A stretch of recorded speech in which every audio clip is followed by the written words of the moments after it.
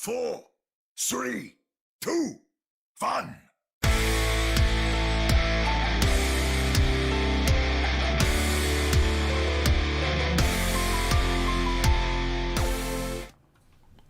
Welcome to another episode of the Ready Set Pwn podcast, your premier source for everything to do with the Vancouver Titans. I am Chris at Lightforce, the sweet and sultry voice celebrating success, joined virtually by Ani at Ani Strife and Sam at another Sam Chan.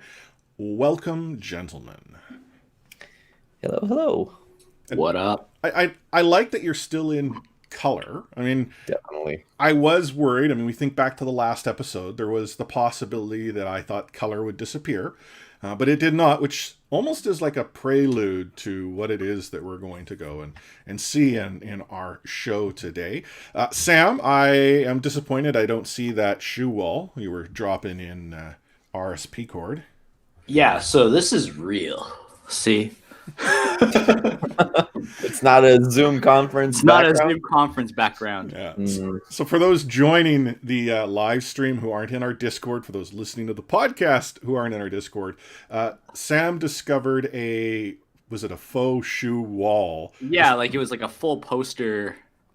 Like I don't know how to describe it. It would have cost you so much less money too. Yeah, I mean, then all the shoes. What are you gonna do? Cardboard comes cheap. But boys, we are live on Twitch as we have been each and every week because this is big for us. It's been a big weekend, and before we get into it, let's talk a little bit about some of our own podcast news. You may have seen me share an RSP cord, you may have seen me share on social media, but I'm going to share here on the stream as well as on the podcast. We are conducting our first ever podcast audience survey. So why? Why are we asking you a series of questions? Well, you as our listeners are what's most important to us. And we thought instead of the three of us like spitballing ideas as to how we can, give you more of what it is you're looking for, why don't we actually ask you, our listeners, what we are looking for? So how do you take part in this podcast audience survey? Well, it's pretty easy. If you go onto Twitter at ReadySetPwn and you go to our pinned tweet, the link is there. If you jump into RSP Discord, the link is in announcements. And if you'd rather just go and get a link to get there, I actually created a bit.ly link just for you. It's bit.ly/catchphrasesurvey. And that will get you into the audience survey. A handful of questions. We're going to ask you a little about your listening habits. We're going to ask you a little bit about the podcast and your thoughts, and then really open it up to you just to let you tell us what it is you want. And our hope is that by getting this information and this insight, we can go and make this podcast even better going into, the off season into next year and beyond. So please, if you have an opportunity, give us a few answers there. You can tell us it straight up, like, hey, I hate Sam, cut him, your podcast will be better. Bring Omni and his gray color back. That works too. Yeah, I was just wondering how you can improve on perfection, but I guess there are ways. Well, the thing is while this podcast is already perfect, we know other podcasts are trying to achieve our level of success. So to ensure we stay on our game and at the top, we need to continue to look for ways to kick it up. Eating up the I competition. thought this was just our version of Vanguard.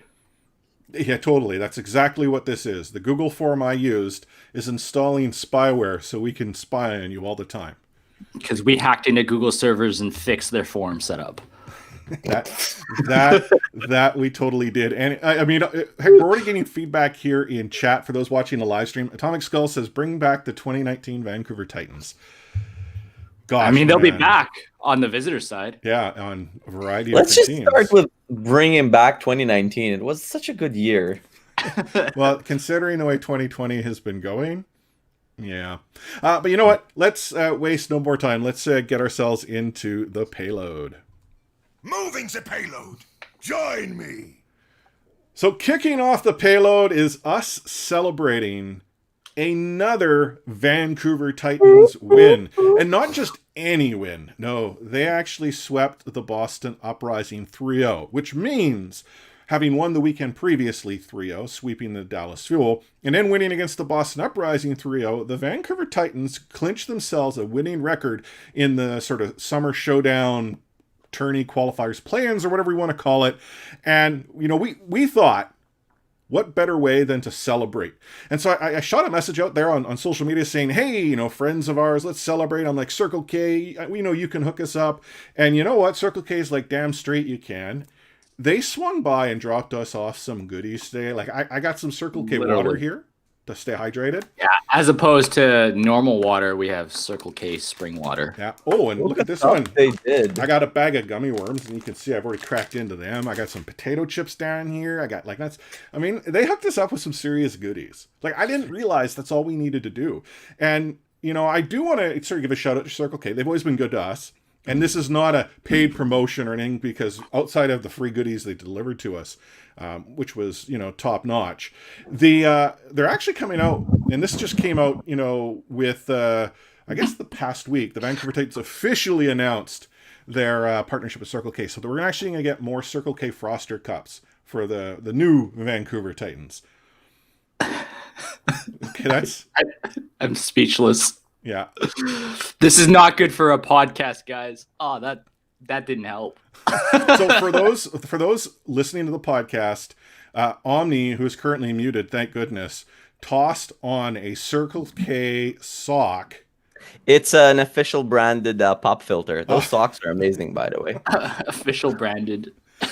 Oh man. But let's actually talk about the Vancouver Titans themselves. So they swept the Boston Uprising. If you think back to our last episode, I was the least confident. Sam here was completely confident, and Omni was confident, but Omni also hedged by saying, no, they're not going to sweep. And I think of the three of us here, I would suggest most of our listeners were probably more in line with what Omni and I might have felt, not Sam, who was completely out to lunch and apparently can predict sweeps just by, wiggling his eyebrows or something like that. 2 for 2. But All the next one, second part's of cheese. yeah. So the match that mattered this weekend, that Boston Uprising match, the Vancouver Titans looked like they were in control throughout. And that is what impressed me the most. I mean, we think back to some of the complaints we've had with the Titans is that they lose control. Like even when they're sort of playing on edge, I mean, thinking back to, was it the Defiant? I can't remember who it was again on Anubis, where they were spawn camping and all of a sudden things just fell apart. Never actually got that sensation here. The Titans invest some, seriously wacky comps, like, Shockwave. I didn't realize he was a top tier soldier player on Gibraltar. Yeah, neither did Boston realize that. I mean, with all things that's said about Huck, at least he didn't think about resting Jerry in this match. Well, imagine if they had... Tangibly can't. Well, imagine a world where they had rested Jerry. I mean, it is conceivable that players move around. I mean, Hoxall played Brig, and we'll get into it in the fray. I think Rascal pretty much played every position this week. Like, I mean, it's conceivable that, Mikey would have come in for Jerry, but that did not happen. So Omni and I, for those listening to the podcast, we actually joined the Weekly Uprising podcast. They brought us on and were chatting to us because they were a little bit down. They were like, hey, you guys going to gloat? And I said no. Omni said yes. But what I found interesting is both of us actually suggested that the Uprising put up a better fight when compared to the Dallas Fuel. And the guys at the Weekly Uprising were shocked by that because to them, they got swept by the Vancouver Titans, and who gets swept by the Titans? The feel. Well, yeah. The feel know a thing or two about sweeping too, though. Well, They probably... I assume they didn't watch that match that we had against the Fuel. I mean, if I was a Boston fan, I wouldn't watch that either. I wouldn't watch a game between Boston and the Fuel, right? But yeah, the game was good. It was entertaining. I think that, like, even though it was a sweep, it wasn't like it's not like we dumpstered them entirely through and through. Even that you said that there were no moments in the match where it felt like we're about to lose. Maybe that Gibraltar one last fight at the end, that push was insane. Like, they came out strong. They were confident. We talked about it with the Boston guys, like you said, like about that relief that they finally felt after that first win. And you could feel that they were playing a bit more loose, a bit more confident, more follow through on most of their plays. And on the Boston side, I think like Color Hex with his like May stint wasn't really looking great. Halo didn't really look too well. Man, did you see that whip shot on Tuba? Oh, oh my God, that guy's having a rough week. Yeah, we'll talk more about that in the fray. Yeah, our guys look good against them. Even what was the phrasing from Uber? Did you hear that? That car is going brrr. It was good. Like, we were talking a lot about Dalton and Shockwave, and it's all deserved. But KSA and Wolf were really, really catalysts for most of the fights that we had won dominantly. But that fight at the end, that was nuts. That switch onto the Sombra out of nowhere. Whew. Okay. Let's sort of, walk through map by map. Lijiang Tower, yes, it was 2-1, but it felt to me like Vancouver was sort of playing with its food. Right? Like, yeah, a little bit. Which isn't, for this current roster in the current edition, not something I think anyone would ever suggest would have occurred. Yeah, and I mean, like, it goes back to just me talking about them closing, and it seems like they're starting to understand how to do that. And, I definitely went out on an edge to say it was 3-0, but... I have confidence. Rolf talked to us. He got a morale boost from getting to talk to Omni and I. So we kind of figured it would just carry on through. Tips. Yeah, gave him some tips. Like we talked about. We did. We talked about Zen. We talked about BAP, and he went and killed it on both. True. Yeah. The Hanamura experience, what I learned is the Vancouver Titans can attack with wild abandon. And when it comes to defense, they can hold. But when they break hard. The good thing is that their attack is strong. And I still feel that, having seen sort of how they were holding small mistakes is what, cost them. And even on Hanamura, they actually were able to put in a decent, hold on two to drain the clock. But then, unfortunately, even though they had greater time going on to two, struggled. The Gibraltar experience was wacky. Like, I almost wonder if at that point the Titans up 2-0 decided, we're going to maybe experiment. There's no hero pool. I don't understand the soldier choice there. I think there are a variety of maps where you could bring soldier out, and Gibraltar might be one of them, but they're really, once you saw what the Uprising brought out, the soldier was moot. He didn't contribute. And putting Shockwave on soldier, not to suggest you put Dalton on soldier, but why not put Shockwave on Echo or have him on Ash or what have you? The soldier choice just seemed odd. Oh, like you said, they were trying to experiment, maybe surprise them a bit. I don't know. At first, I thought, well, maybe it makes sense due to ping, but then again, he does pop off on the Widow and then on the McCree pretty easily, so I'm not really sure what was going there. I mean, there's a lot of high ground on Gibraltar, especially when you go into that, shuttle phase. It could have been useful.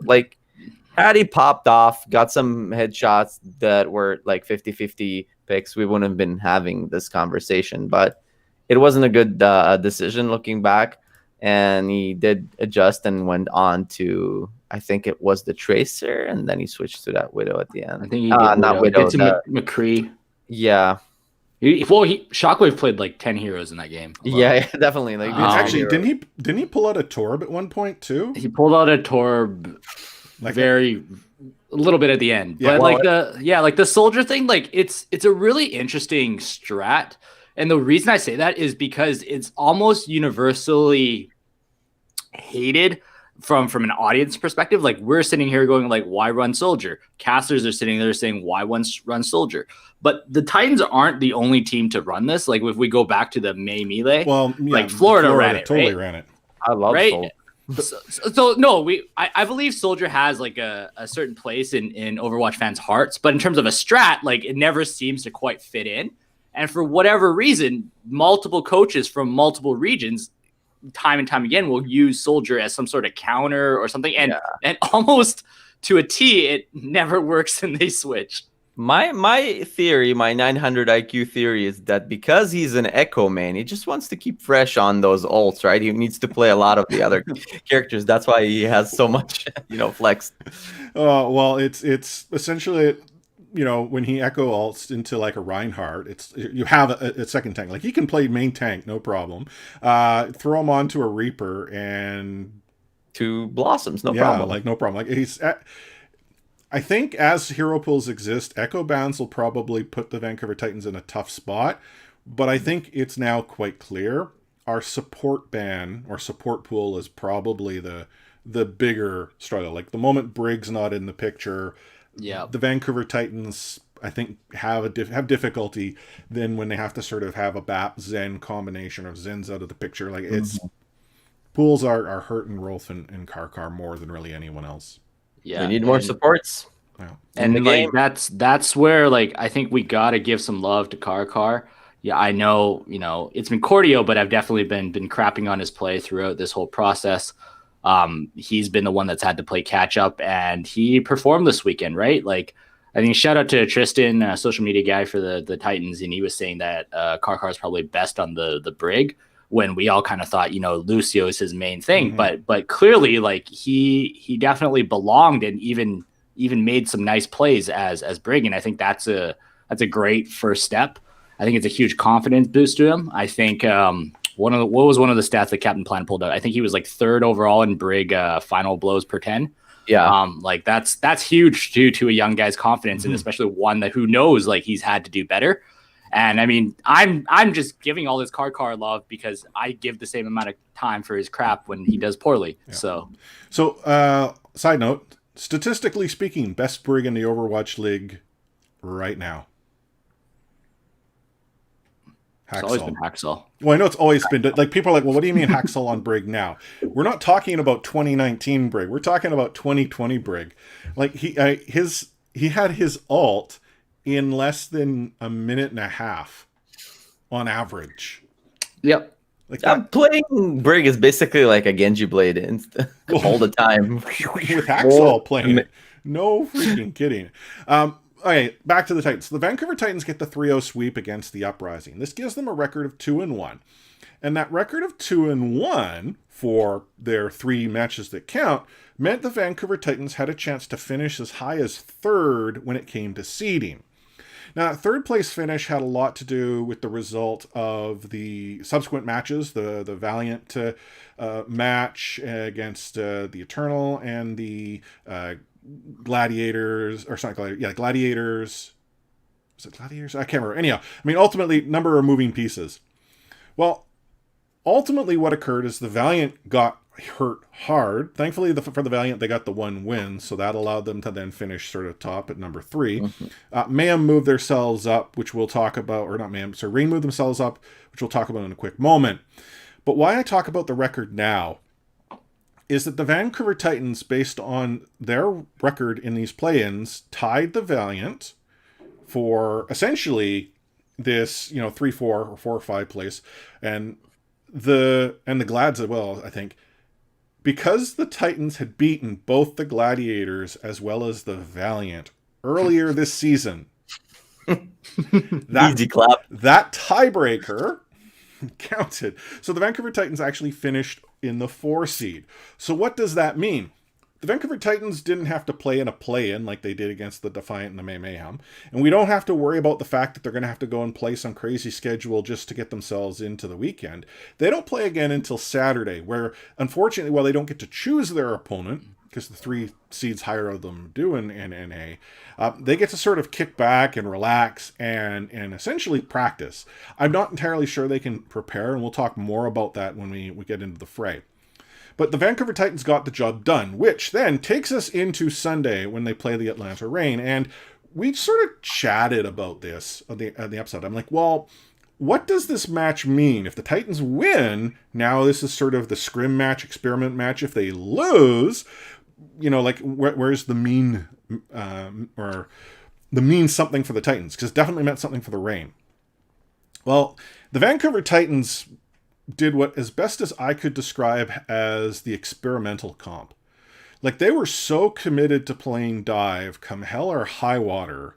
Yeah. That's essentially all we saw in, I would say, 80% of the 3 matches that we got? Yeah, especially at the start, like, why would you lose that map like that, or going Winston against the double shield and all that? Yeah, it felt like it was kind of dialed in, especially that 3rd map. They didn't even show up. Maybe it's like them not. They can't go like 0 and 2 for some reason. Apparently, normally whenever that 3rd map comes up, it's just so dialed in that it impacts how you remember that entire match. And that leads me to my other point. I think that actually the first 2 maps were decently played, especially Oasis, that we could have gotten. Oasis was winnable, despite the comp that the Vancouver Titans were throwing at the right. Maybe if they started out with that Sigma Orisa comp, it would have looked a bit different. But all in all, I feel like our supports were not on the level that we had seen in the game against Boston. And also, it was much more of a challenge to our DPS. It's fine when you're up against just a single Jerry or Doha without DK by his side, but when you're going up against Erster, Edison, and Baby Bay, just rotating around, it's a higher tier than that for sure.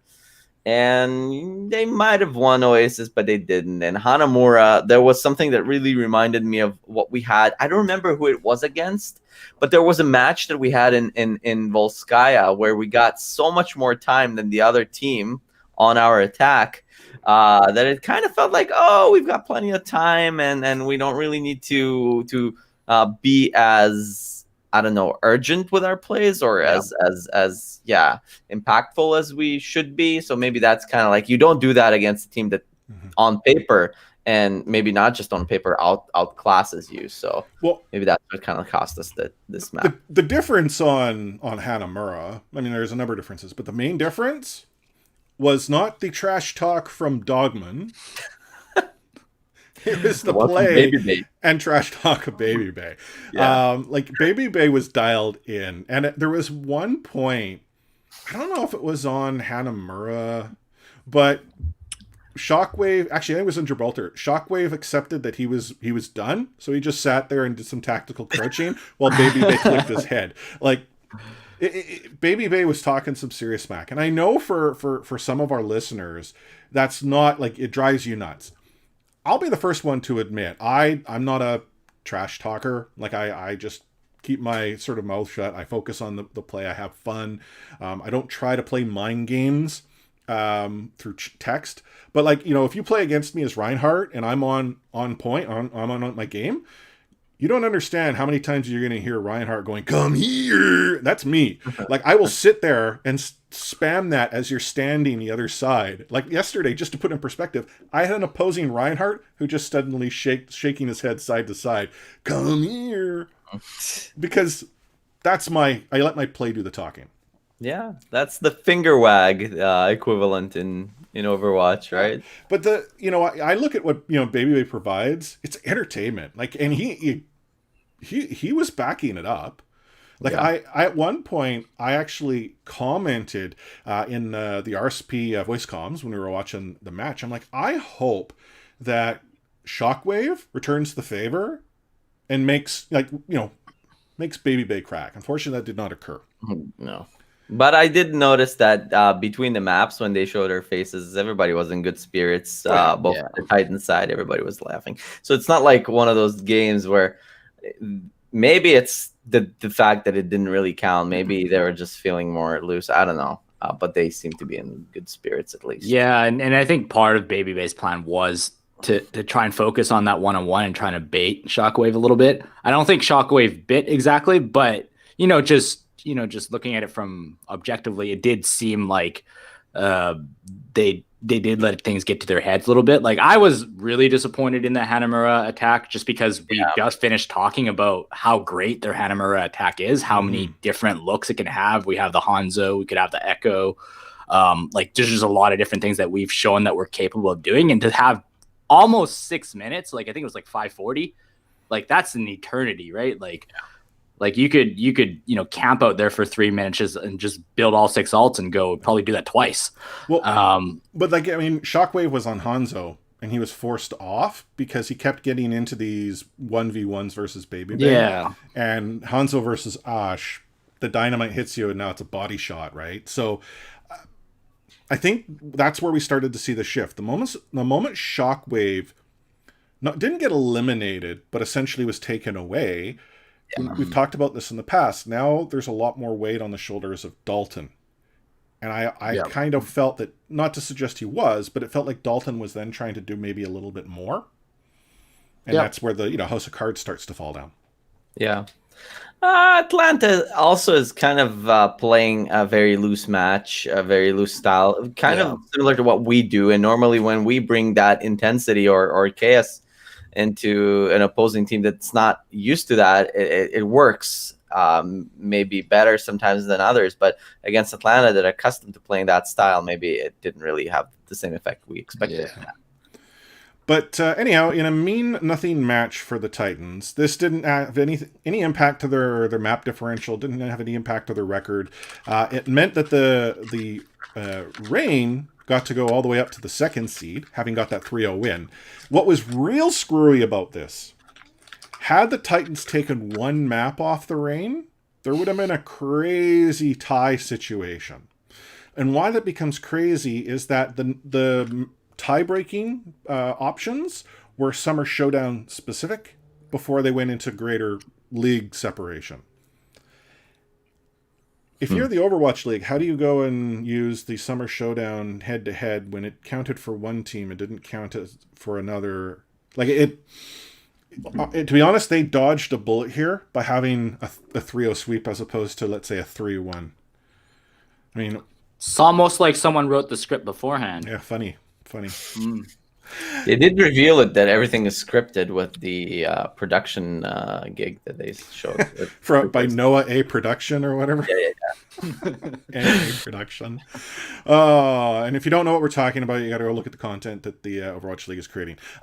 we're going to talk more about what this means coming into the weekend and when we get into the fray. But the Vancouver Titans are in the 4th seed. Do they stand a chance? Of course they do. I don't see the point. Just bring on the Shock or whoever. Yeah. Well, that's the thing. If the Vancouver Titans do get out of that quarterfinal match, the semifinal that they would be up against is the winner of the San Francisco Shock versus placeholder. And, Yeah. And let's be honest. Does anyone see the Shock not going all the way to the final and winning? No. Well, not if the Titans have something to say, anything to say about that, but definitely I agree. That the way that happens is if they put us in. Again, I've been pushing for this for a minute. This is true. Yeah. Super, Moth, Twilight, the 3 of us. Actually, we could be 6v6 scrimming with them right now. Like, what are we doing here? Make the call, Sam. Make the call. We're going to take a short break here and then dive into the fray.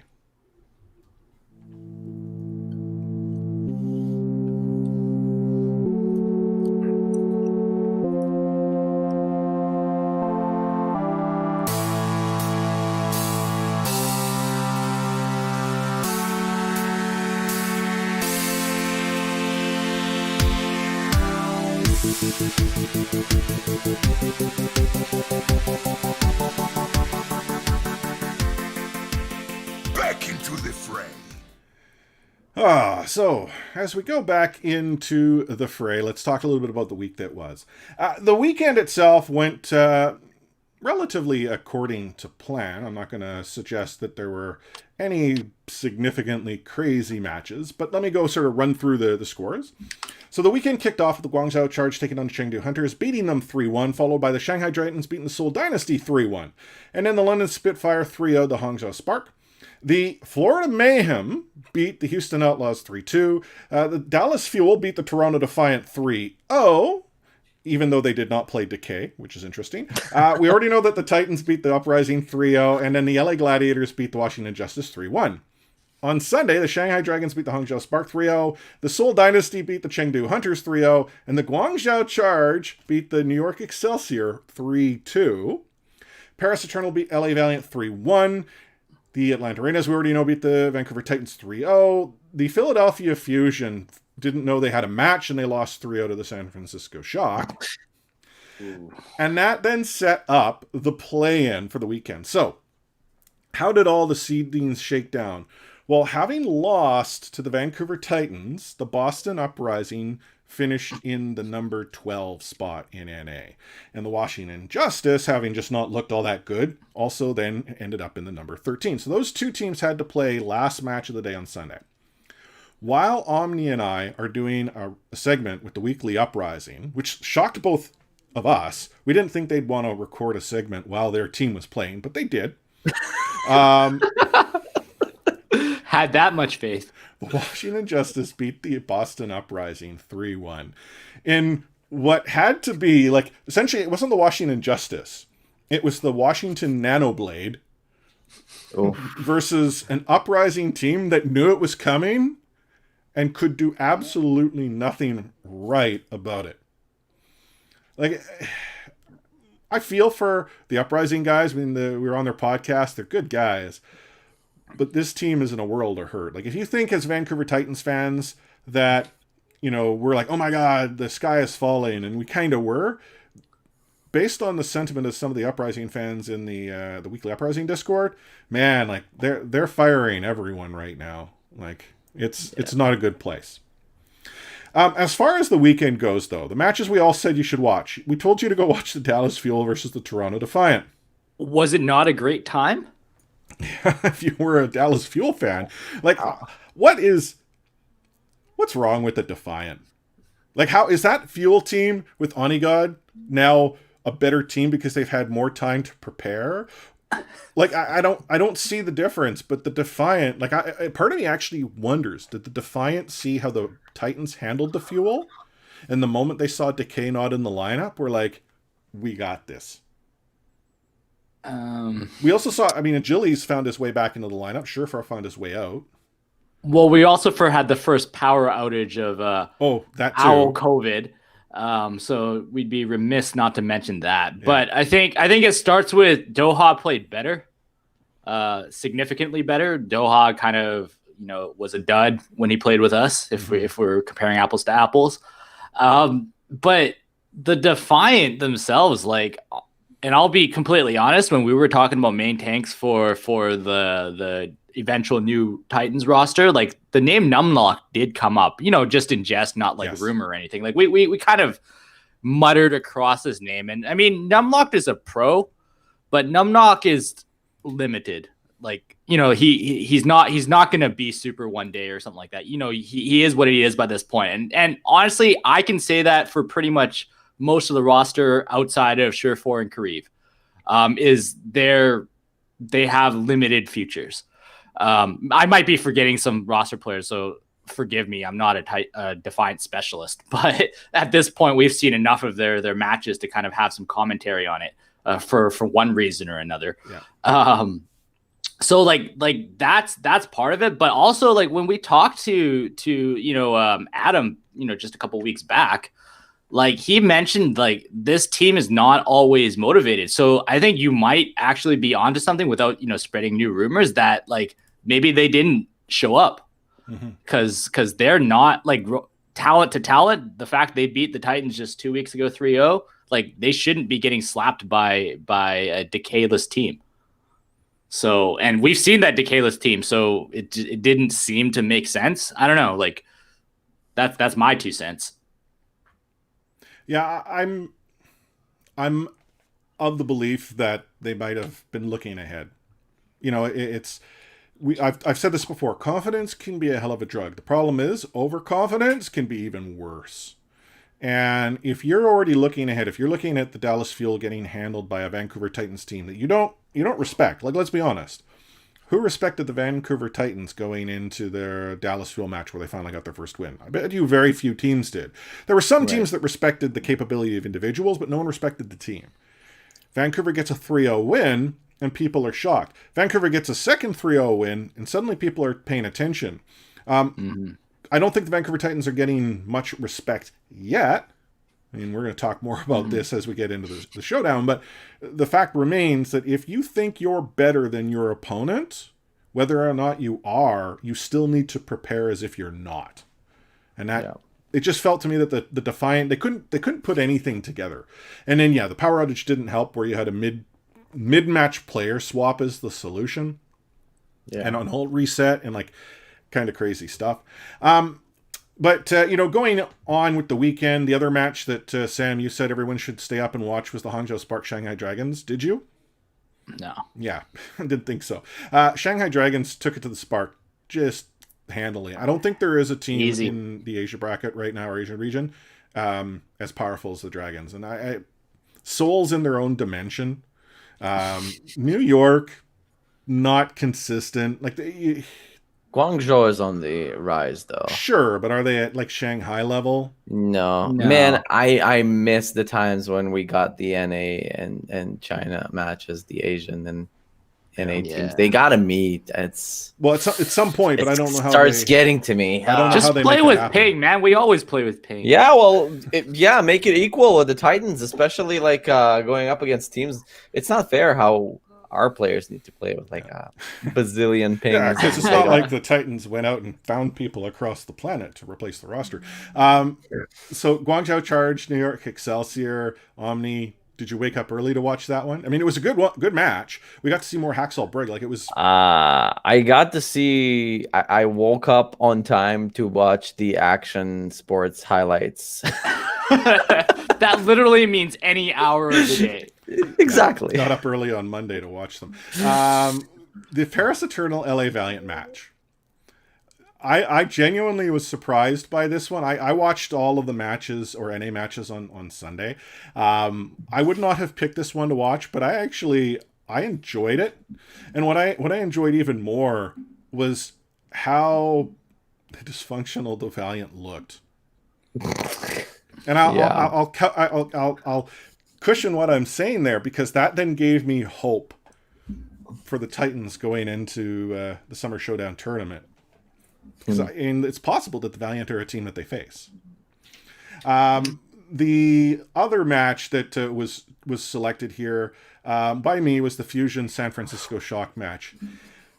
Well, I honestly thought What a match. the Fusion would show up to play. Like, this was weird. I don't know if it's that the Shock are that much better and just like stratospherically different than every other team that they're up against, or if the Fusion simply just mailed it in knowing that they had either the first or second seed and it mattered very little to them. And that's The Shock are that much better. Yeah. Once So you get I don't think. I mean, the Fusion made some questionable, roster calls and Sure. strats or whatever. Sure, whatever. But I think this is the Fusion. Like, the same Fusion would have slapped the Titans or whoever they would have played on another day, like Or 5-0 Atlanta, or something. yeah. Atlanta, like whoever, like they would have won.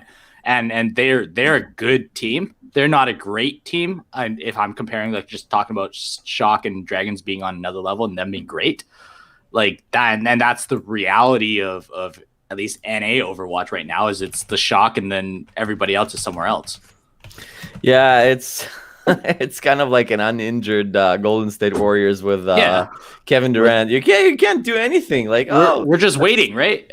let's put on striker, and you've got Choyobin, who I still think sees the source code falling like Neo from the No Matrix when he kidding. plays Overwatch. Oh, okay. We were Omni, you, Scrona, and I were chatting about this when we were playing a little mystery yesterday. That halt on Well at spawn. So if you miss this moment, the Fusion are coming in for their last fight on Well, and I don't know who it was that was playing their Sigma at the time, but you hear Smurf? No? Well, no, this was on Fury, I think. Oh, yeah. Fusion. The other team. So you suddenly hear the Sigma ult, which is really odd because there's no one near the point. So the Jaws and Hex are like, oh, it must have been a fat figure. Because, again, let's see this, the camera's not coming out of spawn. It's on the point to attack. So production goes and gets the replay. Choi sent a halt all the way to spawn, just to the side of the door. Got, if it was Fury or whomever was in Sigma, in it, and pulled him off the ramp so that they would drop. Oh my god. And to say, like, and this is the thing, is we're getting close in the last fight, to save themselves so they didn't have to wait for another spawn timer, pop the Sigma ult to fly just to not die. So that ult was used to simply survive. Yeah. It would be akin to a Diva remake. The problem is that was the limited value that the Fusion had going into this final Choi is fight. crazy. I feel like people, when they come up to their desks with the computer, they're connecting their mice and keyboards. He's just plugging in through the neck and sits in his pod and starts playing Overwatch like this. But you know what's crazy though is so big shout out to Emerald, one of our guests from a couple of weeks ago. She did great graph bag with Captain Planet's Health, and so they were pulling stats on a couple characters. One of them was the Brig, and we already kind of talked about Haxel. Like, I think the spoiler alert there is Haxel basically had 2,000 more damage than any other Brig, period. Mm-hmm. Also that all time. But with Sigma, the craziest thing is Choi had no like top 3 stats in any of them. Mm-hmm. Like, no final blows, no damage blocked, nothing. He's just ridiculously so good, and his team is so good around him. He doesn't even need to, in my terms, get buckets to produce. Right? Like, they're just so ridiculously dominant that he doesn't even need to pop off. And he's basically throwing ults away. Well, yeah, that's a problem. I hate throwing my ults away too. But anyhow, ultimately the way the weekend trickled out is we then had our essentially seeding for the showdown. Once the Uprising lost to the Justice and got sent home for how many ever weeks they're going to have as a break. So let's talk a little bit about how this all trickled down. The Asian region is doing a structured seed, and what that is a bracket that's built from seeds 1 through to, I think it's 7, and essentially highest plays lowest, so on and so forth. So Shanghai Dragons got a bye, being the first seed all the way into the semifinals. They'll play the winner of the 4-5 seed, which is the London Spitfire Seoul Dynasty match.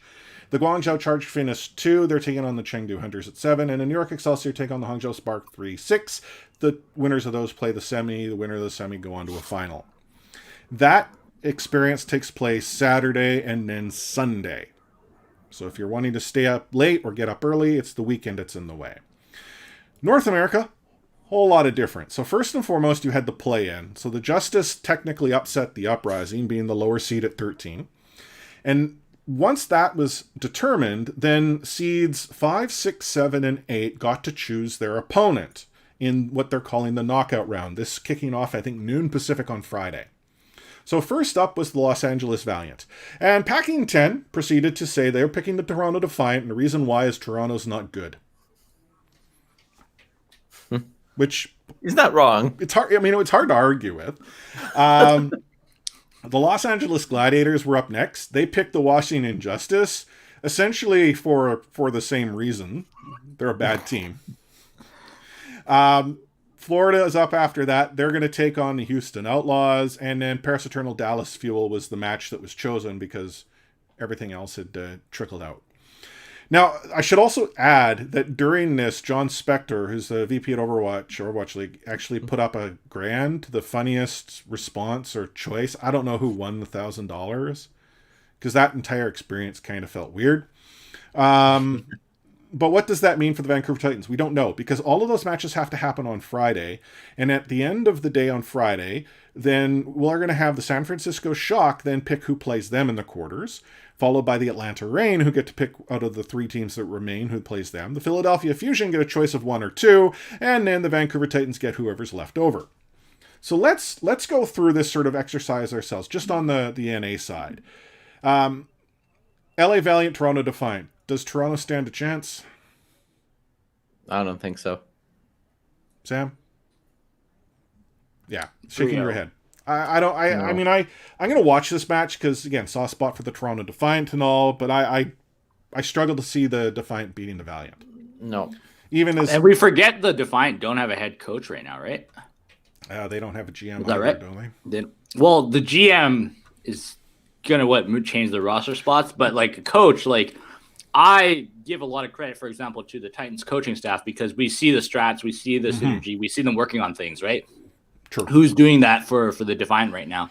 I'm guessing it's I forgot his name all of a sudden. The analyst who did Winston's Lab. Oh, Baroy. Baroy. Maybe it's him. But other than that, there's really no team around him. Yeah. So like I feel like that's part of it too. Okay. Is just the lack of direction. I earlier said that I thought the Valiant are dysfunctional. I kind of feel that they can have significant dysfunction, but Toronto's in a bad spot. And yeah, Toronto beat the Vancouver Titans. Fair play, but Toronto did not look good outside of that one match. The match that I actually said to watch is that one, but that's only because I have the soft spot for the Toronto Defiant. LA Gladiators, Washington Justice. This has to be Gladiators, even though the Justice have actually been looking a little bit better. There's no win condition here for the Justice, is there? No, I believe so. Even though like Gladiators always kind of find a way to suck, but I feel like they will beat the Justice. Okay.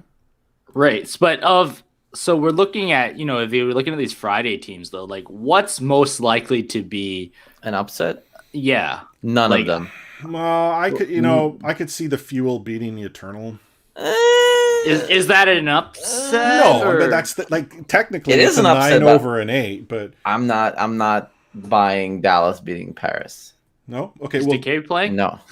Well, yeah. Even if he plays, so no, I don't think so. If Decay is not playing, it's no way that's an upset. But and that's the other thing. If Decay doesn't play that match, someone light the fire because there's going to be a whole lot of smoke anyway. Houston Outlaws, it's all a bunch of bull. There's no I want to rest or anything like that. Outlaws, ma'am. Talk. This is a ma'am win, isn't it? Yeah.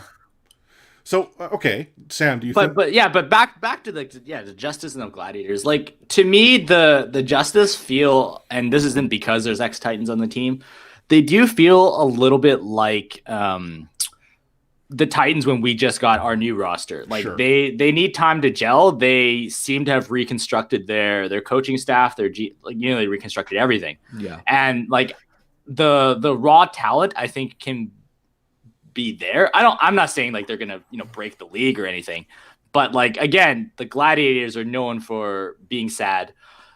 So in the same way that, when we played the Defiant in May's Melee Yeah. and we lost 3-2, like I think the Justed could surprise with the map or two. Okay, but that's not an upset. No. I mean, I've already been wrong on the last 2 upsets, so I'll go ahead and say it. The Justice will upset the Gladiators. I'm gonna take the Cowards pick. No upsets in the first round. Yeah, and I was not. When I was going through, I didn't see an upset either. So, Sam, even though you're Sam Stradamus right now, we're gonna count that out of the picture. So let's actually take a look at the quarterfinals. So we have the Valiant, Gladiators, Mayhem, and Eternal going through. Who does the Shock pick out of that? Gladiator, Valiant, Mayhem, Gladiators, Eternal. Mayhem, Eternal. Gladiators. I think they might just flip a coin. Who cares? Either Valiant or Gladiators, I think. Yeah. Okay, so one of the LA teams. Actually, I think it'd be Gladiators or Eternal because they just slapped the Eternal. Yeah. So I'm going to say Gladiators. So again, Yep. let's go. I'm with just Gladiators. ruining your thing. Atlanta Reign. Who do they pick? That means we have the Valiant, Mayhem, Eternal. The Valiant, probably. Valiant. Okay. So now Fusion, they've got Mayhem and Eternal. Oh, that's a tough one. Ooh, Eternal. Eternal, yeah. See, I in all of the versions that I had the Gladiators or possibly the Valiant facing the Titans. I would not have had the Mayhem facing the Titans. And I actually I kind of feel more comfortable with the Mayhem, if that makes sense. I get what you're saying. But I'd rather play the Mayhem than Eternal for sure. yeah. The reason that I sort of had us go through this exercise is if you want to, you can go to the Overwatch League website and create your own bracket. Every single bracket that exists out there has the Vancouver Titans losing. You've got Flame, former of the Houston Outlaws, going off about like it's a joke that the Vancouver Titans are the number 4 seed. You've got Plat Chat, like I don't know how this happens. Like the Vancouver Titans, despite getting 2 very convincing wins out of the 4 matches that they played, are still getting zero respect. It's being excused. It's like, oh well, there was no decay in Dallas. Sorry, oh, I Boston's can't not a good hear team. these complaints all the way up here from the 4th seed. The upper echelon of the Overwatch League. That's where we belong. Like I'll admit, I think the 4 seed, the Vancouver Titans, had success. They played well when it mattered, and they earned number 4. Are they the number 4 seed? I actually feel they were the number 5, number 6. Because let's think about it. I don't know. I'm just looking at the seeding. I'm not. The roster that no longer exists. We should have been 3rd.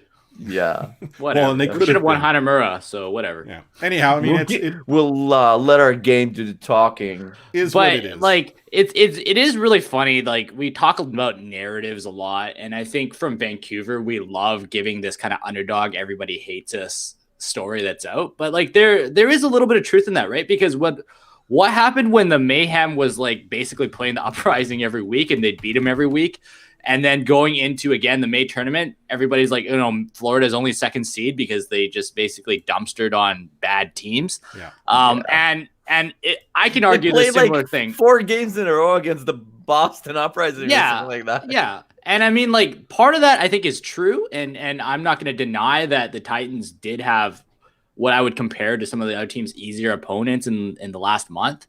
But at the same time, like, momentum and confidence go a long way, right? Like, we're talking, like, everybody's a pro here. So at any given time, all of these guys will scrim with other top 500 players as well as Overwatch pros, and nobody's undefeated, right? So, yeah. So like, it to me, like, if they can build off this momentum and, feel good about themselves, like, I'd give them a chance against any of them. I'd say there's no team in that squad that I'd like just say, okay, just pack it up and go home. Right.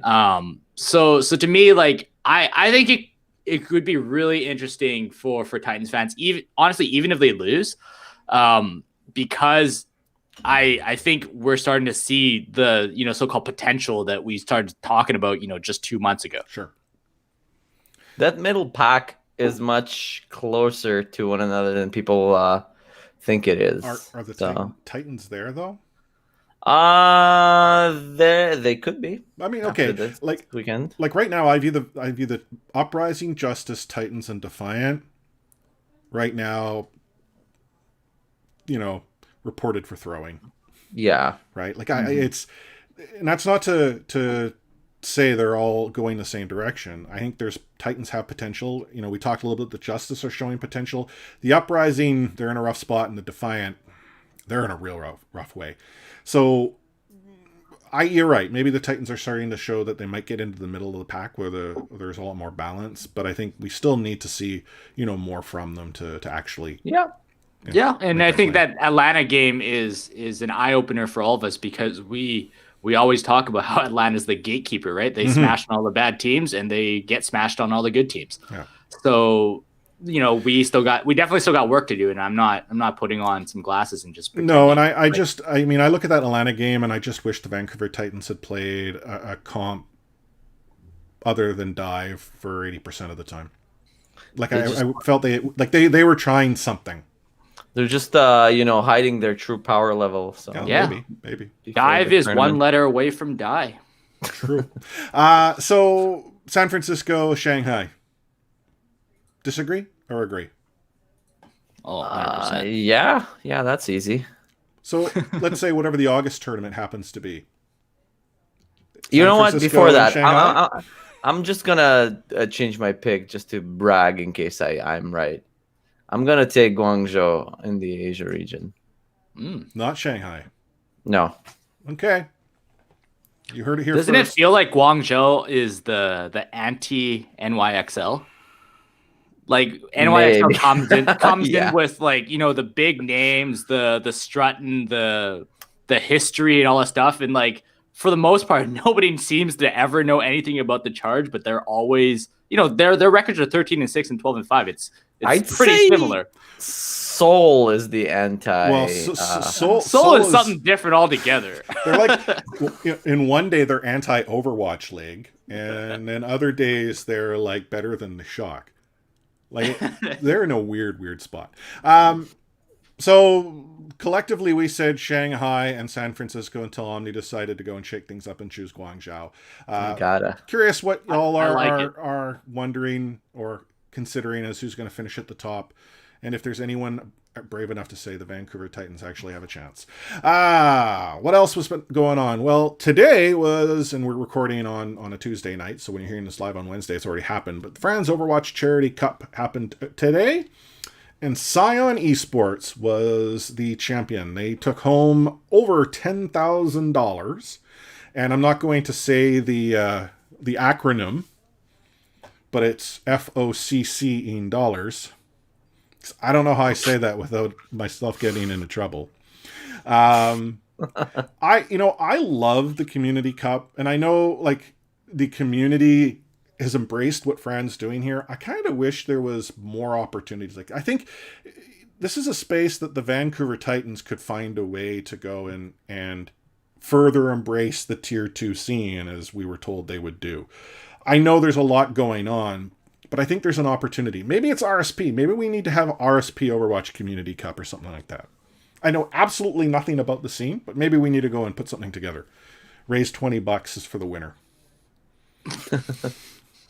But I love this. And if there's one thing I love the most, it's the France Overwatch Community Cup is brought to you by Super's Forehead. Like, we need something like that, Like, this podcast is brought to you by Omni in Color. Omni in Color? Better than when he goes gray. That's true. And then, as far as Overwatch news is concerned, patch rolled out today. Now, we talked a little bit about the patch last episode, because it had gone into a combination of sort of experimental and PTR.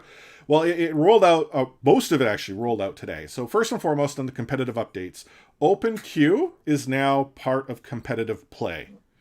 So this will now exist sort of twofold. Do you want to play role queue or do you want to play goats? Essentially, the choice that you make is what's going to go on, I guess it's not goats because... And it's still the same SR? Yeah. Oh, no. It's different. Different SR. Different SR. Okay. Yeah, different SR. Sorry. But that is now official, so it's been pulled out of the World of Arcade. The SR seasonal placements have been adjusted for high players. Because it's not me, I didn't read up on it. It's like bronze, no, nothing about bronze. Decay's Unless you decide to, start a Junkrat account.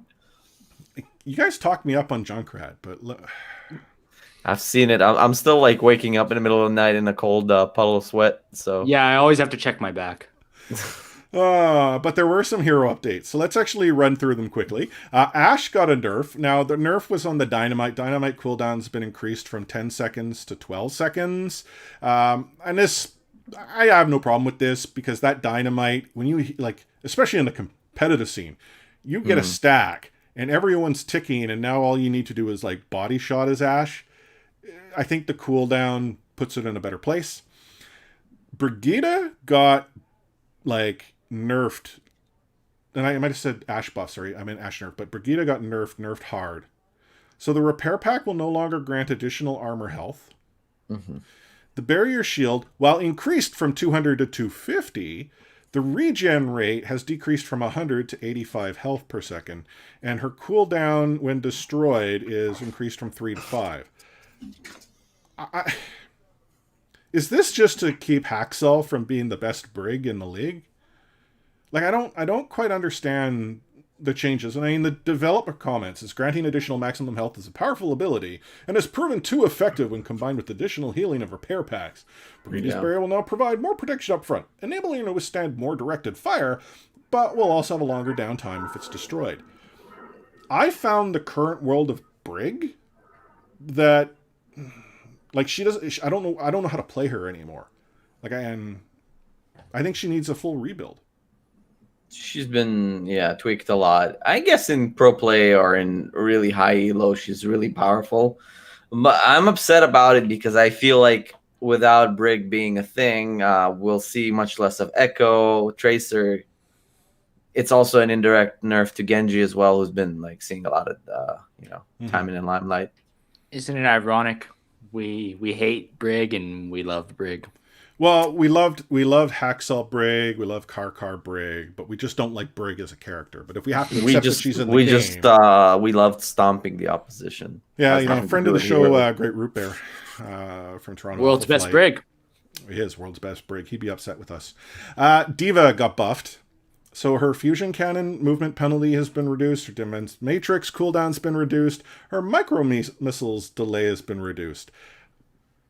Like, if she wasn't a must-pick already... It ain't Overwatch without Diva.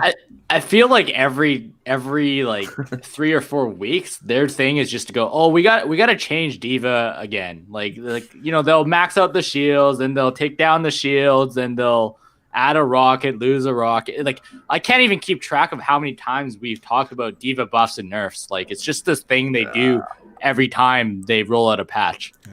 And I'm being serious here. I think they should just invest into building an AI algorithm that just look at, statistics and adjust these numbers automatically, because, like, it feels like we're stuck in this loop, especially Diva is a very good example of that. Yeah, I mean, she yo-yos. She's back and forth. Like, everything's changing. And this one, like, the Defense Matrix cooldown, like, yeah, okay, her defense matrix was reduced in the distance, but what does it matter if all you have to do is just constantly, click, click, click? You can eat everything. I can't eat anything as Diva, and trust me, I'm probably going to eat an ult or two here just because I could right-click quicker now. Yeah. Junkrat got a buff. He's seen his concussion mine trigger delay be reduced to 1/10 of a second. No. And Light Force buff. And the Riptire. Light Force buff. The Riptire, so you get control of Junkrat a little bit quicker. So, this Junkrat's been seeing some slight buffs, and I wonder if this is on the competitive side to try to counter sort of the double shield. Let's bring out the Bunker Buster. Why not? Yeah. So, and then, as always, there's been lots of fixes and stuff like that. So apparently, if you looked close enough at Ashe's shadow and the little red, Riding Hood skin or whatever, there was a problem. And Wrecking Ball used to be able to go and hit people like 400 times. Like, he would boost and then boost and then boost again or whatever. Crazy things. But that's all live in the game. So if you haven't updated, make sure you update your title. Beyond that, there was some PTR stuff that happened, but generally it's all live. So here we are at the end of a pretty solid episode where the Vancouver Titans are going into the Summer Showdown, the number 4 seed. None of us feel they have a significant chance of winning it all. But Sam, are you going to suggest they will? Because you said you'll never go and bet against this team. Never betting against this team. They're not going to lose another round ever this season. Maybe forever. Oh my God. Yeah. Heard it from Sam. Sam Stradamus. Oh, man.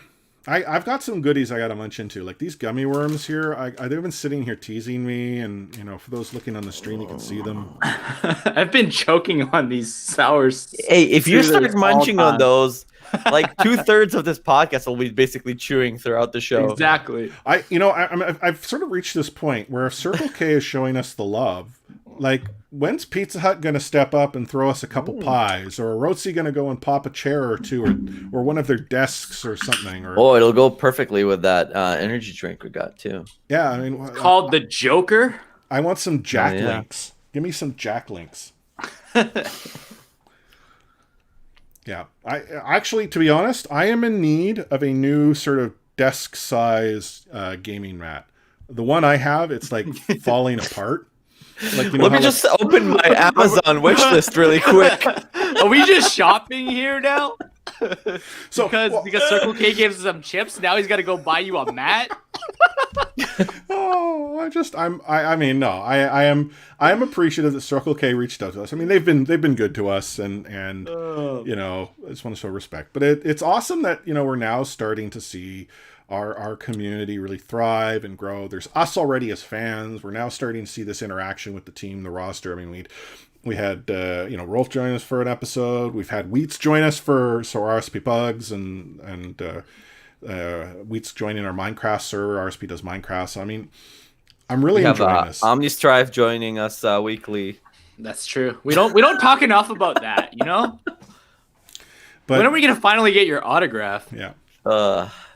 It's a limited item. Yeah, you won with the pros. Sam and I did not. But yeah, I think I joke about the RSP Overwatch Community Cup, but I think it would be kind of cool to have our community sort of represented. Whether maybe it's not something as grand as that. I floated the idea of having like an RSP competitive team. I know I'm not on it. I can concede I'm not good enough. So you are if Junkrat's meta. Yeah, but then Junkrat's not. You're gonna make him meta. You'll make him meta. Yeah, exactly. I'm convinced the next time we do Extra Life, we just got to get Chris an alt account, and he's going to be a Junkrat one trick the entire day, and we're going to see what his actual rank is. Yeah, I mean, Chips got signed to the Overwatch League. I don't see why you can't be. I mean, Titans don't have anybody playing Junkrat yet, right? No. I'll be what, Light Rat, and then eventually become a caster. And that's not trying to disrespect Rat Force. Rat Force. Junk Force. Oh man, I Jake. I mean, I actually wished we got more of Jake. I like Jake on the casting desk. He's really good. So here we are at the end of a solid episode. As I said, a little bit long. We're gonna go into the weekend. Hopefully, the Vancouver Titans has some success. As I always do, please, if you're listening to our podcast and haven't done so already, click that subscribe button. Let us know that you want to listen to us by actually hitting the subscribe, downloading each and every episode. You can tune into our live streams. We're on pretty much every Tuesday night, dependent on my schedule, because the world apparently revolves around Chris. But we'll continue providing live streams. The podcast audience survey we're running, we're going to have that open for a couple of weeks. So again, to access that, our pinned tweet's got the link. It's in RSP Discord, or go to bit.ly/catchphrase survey and let us know your thoughts. Let us understand what it is you want from our podcast so we can provide you more of it. And if there's something that's missing, it gives us an opportunity to identify that so we can in turn, bring it to you, our listeners, because you are by far what's most important here. And then beyond that, we are going to go into a break. We're already exploring, the guests that we might be able to bring on. If there's someone that you're interested in hearing from, let us know. We'll do our best to try to connect the the dots. If you want to do the connections, please do so. I will do my best to pick up whatever ball gets thrown our way, but I make no guarantees that the other person wants to play catch. So, can we get Gordon Hayward and Xfinity in here? Yeah, totally. That mug though, that's a nice mug. Got to get me one of those. Maybe Circle K has one like that. And then the last couple of things you want to tell us your feedback, go to podchaser.com/readysetpwn, leave us a review.